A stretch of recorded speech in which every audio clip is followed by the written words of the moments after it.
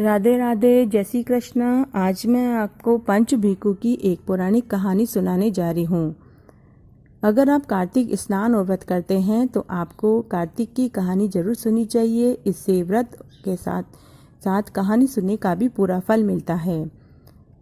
कहानी सुनने से पहले अगर अभी तक आपने मेरे चैनल को सब्सक्राइब नहीं किया है तो कृपया मेरे चैनल को सब्सक्राइब करें, साथ में बेल जरूर प्रेस करें ताकि मेरे आगे आने वाले वीडियो की नोटिफिकेशन आपको सबसे पहले मिले। और अगर आपको ये कहानी अच्छी लगे तो कमेंट बॉक्स में जय हो राधा दामोदर जी की जरूर लिखें। पंच भिक्षु की कहानी इस प्रकार है।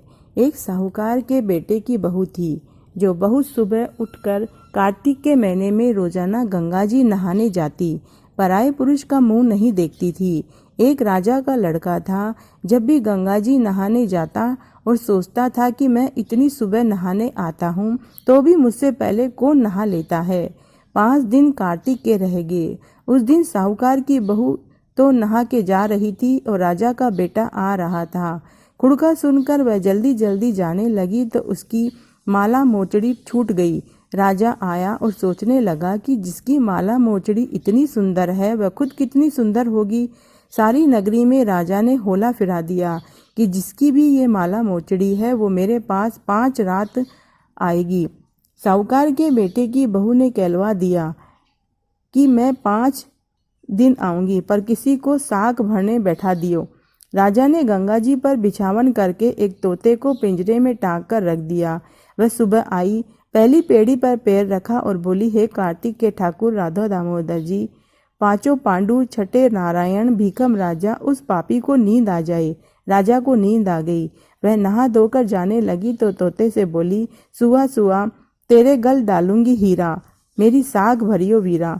सुआ बोला कि कोई वीर भी साग भरता है? तो वह बोली, सुआ सुआ सुबह तेरे पग घालूंगी नेवर, साग भरियो मेरा देवर। सुआ ने कहा, अच्छा भाभी, मैं तेरी साग भरूंगा।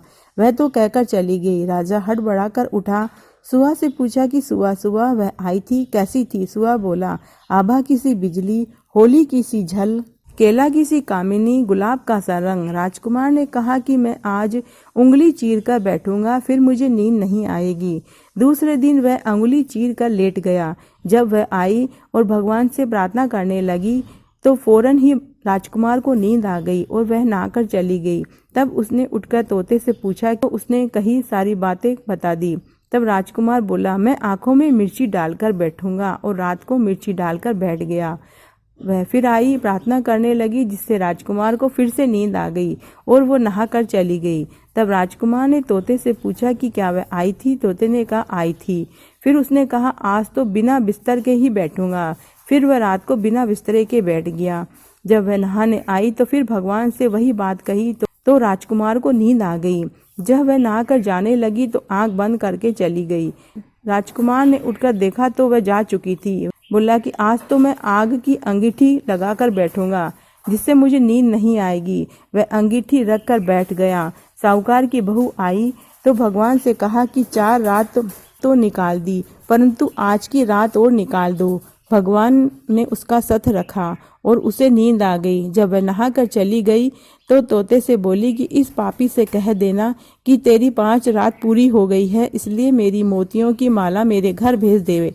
सुबह राजा के लड़के ने तोते से पूछा कि क्या वह आई थी? तोते ने कहा कि वह आई थी और उसने अपनी माला मंगवाई है। तब राजकुमार ने सोचा कि वह तो सच्ची थी, उसका तो भगवान ने भी सत रखा है। थोड़े दिन बाद राजकुमार के शरीर पर कोढ़ निकल आया और वह तड़पने लगा। तो राजा ने ब्राह्मण को बुलाकर पूछा कि मेरे बेटे का शरीर क्यों जल रहा है? तब ब्राह्मण ने कहा कि आपके बेटे ने पतिव्रता स्त्री पर बुरी नजर रखी है, इसलिए यह रोग हो गया है। तब राजा ने पूछा कि अब यह रोग कैसे ठीक होगा? तब ब्राह्मण ने कहा कि उस साहूकार की बहू को धर्म की बहन बनावे और उसके नहाए हुए जल से अगर आपका पुत्र नहाए तो इसका कोढ़ ठीक हो जाएगा। राजा उसकी माला लेकर घर गया और साहूकार से कहा कि यह माला आपकी बहू की है और उसके नहाए हुए जल से मेरे बेटे को नहला दो। साहूकार ने कहा कि वह किसी पराये पुरुष का मुंह भी नहीं देखती। तब उसके ससुर ने कहा कि मेरी बहू जब कमरे में नहाएगी तो नाली में से पानी बाहर गिरेगा, तब आप अपने राजकुमार को उसके नीचे बैठा देना, तब वह नहा लेगा। इस प्रकार जब बहू कमरे के अंदर नहाई तो नाली में से पानी बाहर गिरा और उसके नीचे राजकुमार को बैठा दिया और उस बहू के नहाए हुए पानी से उसकी चंदन जैसी काया हो गई। पंच भिखु देवता जैसा साहूकार की बहू का सत रखा वैसा सबका रखना, कहने वाले के, सुनने वाले के और हुकारा भरने वाले के। पूनो नहाई पड़वा नहाई, 5 रतन पंच तीरथ पंच भीकम नहाई, 1 टका मेरी गांठ में सुनियो रघुराई, आधे का लाई आंवला आधे की राई, राई दामोदर सांवला जिसने षष्ठी रचाई, राजा के घर उतरी पुत्री बन आई, राजा लाया ब्याह के रानी बन आई, 4 चक्कर 4 मक्कर 4 दिन की लो, मैं तुझसे पूछूं श्री कृष्ण की कब निस्तारा होए, जब आएगा कार्तिक का महीना तब निस्तारा होए। तो यह पंचभिखु की कहानी सुनने के बाद जरूर सुनना चाहिए। अगर आपको ये कहानी अच्छी लगे तो अपने दोस्तों और रिश्तेदारों में ज़्यादा से ज़्यादा शेयर करके पुण्य कमाएं। धन्यवाद।